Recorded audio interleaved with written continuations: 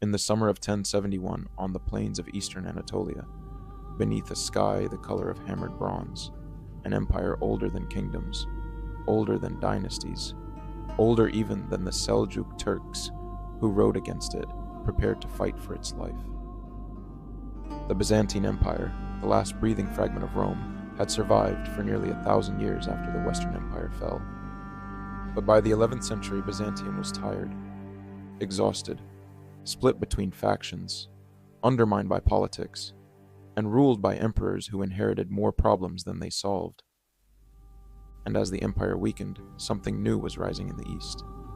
A young, dynamic power, unified by faith, forged in the steppes, led by warriors who lived on horseback and prayed before battle with their faces turned toward the desert winds. These were the Seljuk Turks, and at their head was Alp Arslan, the heroic lion, a ruler whose ambition stretched from Persia to Syria, from Armenia to the borders of Anatolia. It was inevitable that the two worlds would collide, but no one in Constantinople understood the meaning of this collision. When the armies of Byzantium and the Seljuks met at the town of Manzikert, it was not just a battle of formations, cavalry, and arrows. It was a moment when the old world met the new, a moment when empires do not fall in a single strike, but begin to unravel. A single battle cannot destroy a civilization, but it can expose the fractures already inside it. Manzikert was that moment, a shattering, a breaking open, a catastrophe born as much from politics and betrayal as from the edges of Seljuk arrows. This is the story of the battle that opened Anatolia, and the tragedy that opened the wounds Byzantium would never close. Chapter 1. The Empire Before the Fall. To understand Manzikert, we must understand Byzantium in the years before 1071. For centuries, the Byzantine Empire had been the eastern anchor of the Christian world. Its armies had defeated Persians, crushed Slavs, and repelled Arab invasions. Its emperors had ruled with glittering ceremony from Constantinople, the queen of cities, where domes shone with mosaics of gold and blue. But by the mid-11th century, all was not well. The empire had survived its old enemies, but had been weakened by the very victories it achieved. The themes, the old provincial armies of citizen soldiers, once the backbone of Byzantine defense, had faded. Local levies were replaced with mercenaries, strong, professional, but dangerously unreliable. Internal politics were poisonous. Powerful aristocratic families in eastern Anatolia, jealous of imperial authority, fought openly with the bureaucracy in Constantinople. Factionalism replaced strategy, pride replaced unity, and ambition replaced duty. The emperor in 1071, Romanos IV Diogenes, was not born a ruler. He was a soldier, a nobleman of grit and confidence, respected for his courage but distrusted by the elites of the capital. When he came to power, he inherited an empire in crisis. Seljuk raids burned deeper into Anatolia each year. Armies were scattered and underfunded. The borderlands were slipping away. Romanos IV knew Byzantium needed one decisive victory to restore military confidence, and to prove that the empire still had strength. So he organized a massive campaign. But he did so in a palace full of enemies. Many in the court despised him. Some plotted against him. Others hoped he would fail. And when an empire is already fractured, one man's decision for glory can push the entire structure toward ruin. Romanos marched east, and fate marched with him. Chapter 2. The rise of the Seljuks. While Byzantium decayed from within, the Seljuk Turks surged across the Middle East like a tide. Within a single lifetime, they had risen from steppe tribes to empire builders. They were not a people of marble palaces or ancient libraries. They were a people of tents, horses, open skies, and prayer. Their strength came from their mobility, light cavalry archers with composite bows capable of piercing armor at astonishing range. Their battle tactics were fluid, deceptive, and punishing. They feigned retreat to lure enemies into ambushes. They attacked from every angle, withdrawing before the heavy infantry could reach them. To traditional Byzantine commanders, their speed was bewildering. At the head of this rising empire stood Alp Arslan, the second sultan of the Seljuks, a man as charismatic as he was disciplined. Where Romanos struggled against internal rivals, Alp Arslan enjoyed almost unquestioned loyalty from his emirs and soldiers. His victories against Fatimids, Armenians, and rebellious governors had given him a reputation as a destined ruler, a man guided by faith, justice, and martial vigor. Alp Arslan did not seek a massive war with Byzantium. At first, he preferred diplomacy. He sought borders, not empires, but Byzantine raids and political instability convinced him that conflict was inevitable. Two expanding powers shared the same frontier. One was rising, one was fracturing. All that remained was a spark. That spark would be Manzikert. Chapter 3.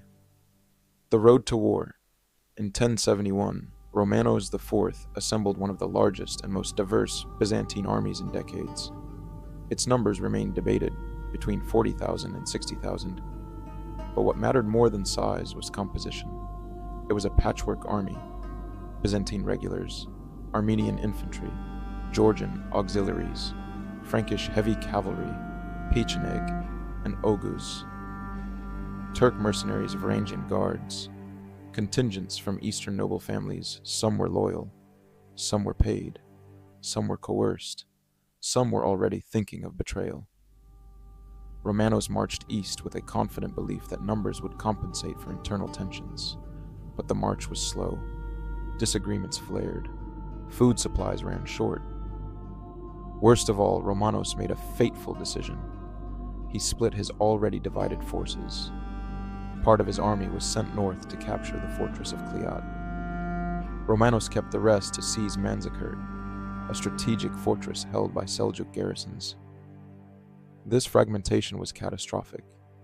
It weakened the imperial army at the exact moment unity was most needed.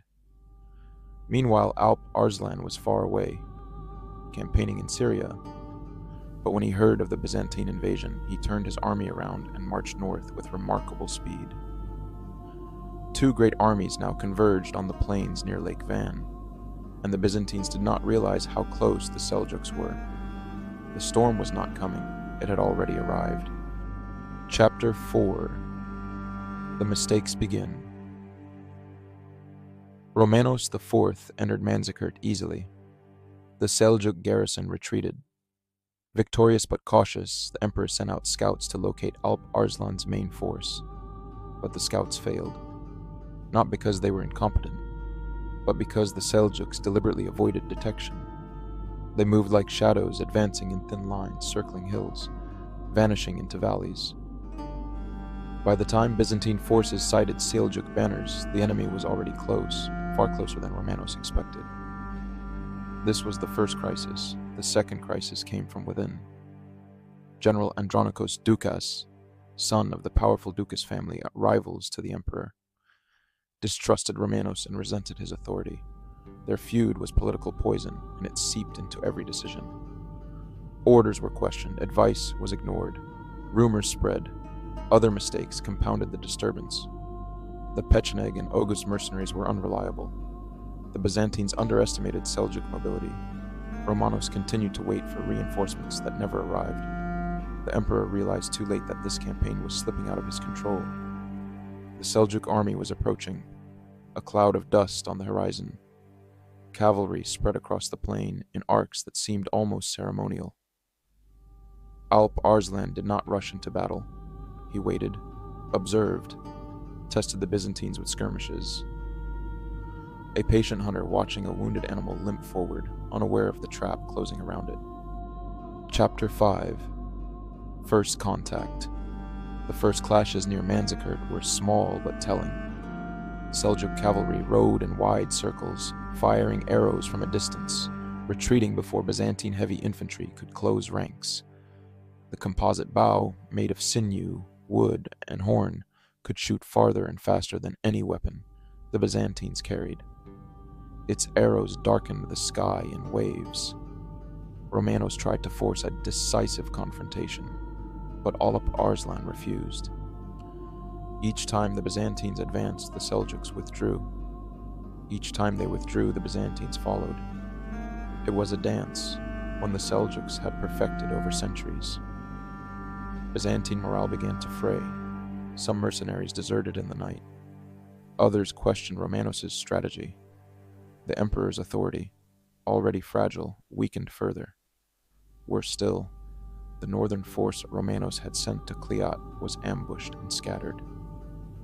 One half of his army was gone. His own decision, his own division. News of this disaster reached Romanos late. He understood the consequences immediately. He was now facing Alp Arslan with only half his strength, and the plains of Manzikert were too wide, too open, too exposed for slow Byzantine infantry. Still, the emperor pushed onward. Retreat now would signal weakness. He needed a victory. He needed unity. He needed the empire to believe he could save Anatolia. But empires cannot be saved by hope alone. Chapter 6. The Final Charge and the Betrayal. On August 26, 1071, Romanos IV. Diogenes ordered his army into formation. The Byzantines advanced toward the Seljuk lines. The sky was a hard blue. The air was dry. Dust rolled across the plain. Alp Arslan had dressed in white, symbolizing martyrdom or humility, and prayed before battle. His men were disciplined, confident, and unbroken.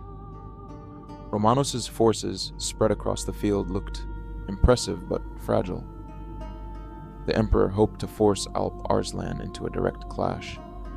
Instead, the Seljuks opened the day with swarming cavalry maneuvers. Arrows fell in thick, punishing arcs. The Byzantines endured. Their shields held, their formation stayed intact. By late afternoon, Romanos believed he had pushed the Seljuks into retreat. He ordered a controlled withdrawal to regroup before nightfall. And here, in this small, seemingly simple command, the empire unraveled. Andronikos Doukas, commanding the rearguard, despised Romanos. He saw the emperor weakened, exhausted, fighting for legitimacy. When he saw the center withdrawing, he declared, "The emperor is dead." Whether out of treachery, fear, or political calculation, Doukas pulled his troops back, not in formation, but in full retreat. The Byzantine rear collapsed, the Seljuks saw the chaos, and Alp Arslan unleashed his army. Seljuk cavalry smashed into the fragmented Byzantine lines from all sides. The feigned retreats were revealed as traps. Arrows tore through the ranks, mercenaries fled, infantry broke. Romanos IV, still alive, still fighting, suddenly found himself surrounded. The empire, in a single hour, had turned against itself, not by Seljuk genius, but by Byzantine betrayal. History bends not when armies fall, but when loyalties do. Chapter 7. The capture of an emperor. As the sun collapsed into the horizon, Romanos IV fought with the desperation of a man who knew his fate would shape the fate of his empire. He resisted until he could no longer stand. Wounded, exhausted, and abandoned by much of his army, he was captured. Seljuk soldiers brought him before Alp Arslan. This meeting has become one of the most symbolic encounters in medieval history. Alp Arslan did not gloat. He did not torture. He did not mock. Instead, he asked, "What would you have done had you captured me?" Romanos, broken but honest, replied, "Perhaps I would have killed you." Alp Arslan nodded and said, "My punishment is far more severe. You are forgiven." He offered water, treatment for wounds, even respectful negotiation. This moment stands as a rare human contrast to the brutality of medieval war. But empathy could not save Byzantium. Romanos signed a treaty, minor payments, small territorial concessions, and peace. He believed he could return home in dignity. He was wrong. Chapter 8. The empire collapses from within. When Romanos returned to Byzantine territory, the political knives were already drawn. The Ducas family had seized Constantinople. Romanos was declared a traitor. His treaty was denounced, his authority stripped. He was betrayed not by Seljuks, but by Byzantines. Captured by his political rivals, Romanos was tortured, blinded, and imprisoned. He died shortly afterward, his body broken, his reputation shattered. But the true tragedy was not his personal fate. It was what came next. Byzantium descended into civil war. 4 emperors rose in quick succession. Rival factions burned resources fighting each other instead of the Seljuks. Armies were destroyed not on the battlefield but by politics. Meanwhile, the Seljuks poured into Anatolia, not as raiders, not as invaders, but as settlers. Village by village, town by town, valley by valley, Anatolia transformed from a Byzantine heartland into a Turkish homeland. Manzikert had not destroyed the empire, but it had opened a wound, one the Byzantines never sealed. Within decades, the empire that once ruled the Mediterranean now clung to a strip of land along the coast. Manzikert did not kill Byzantium, but it broke its spine. The empire walked from that battlefield with a limp it never recovered from, on a dry plain in eastern Anatolia, under a sky that has seen 1,000 battles before, and 1,000 battles after. An empire made of marble, mosaics. An ancient memory faced a people whose power came from the open steppe and the freedom of the saddle. And in one single moment, one betrayal, one collapse, one shattering, the future changed. Manzikert was not merely a battle. It was the turning of a page. A moment when Byzantium lost the land that fed its armies, lost the prestige that gave it authority, lost the stability that held it together, and the Seljuks began the story that would become the Ottoman Empire. A frontier became a homeland. A victory became a conquest. A battle became a prophecy. This was Manzikert and the day the empire began to die, slowly, painfully, and irrevocably, and the day Anatolia became Turkish,